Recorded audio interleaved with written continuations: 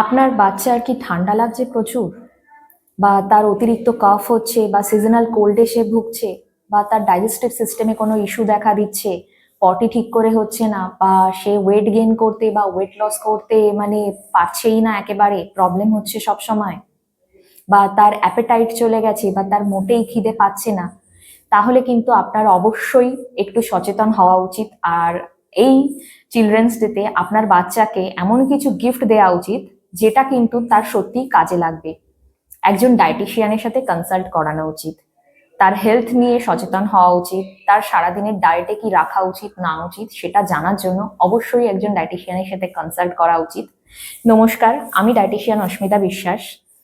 যারা চাইছেন নিজের বাচ্চাদের জন্য আমার সাথে কনসাল্ট করতে, তারা কিন্তু অবশ্যই আমাকে নিচের দেয়া নাম্বারে বা স্ক্রিনে যে নাম্বারটা দেখা যাচ্ছে সেই নাম্বারে কিন্তু আমাকে যোগাযোগ করতে পারেন, প্লাস কনসালটেশন স্লটও বুক করে নিতে পারেন।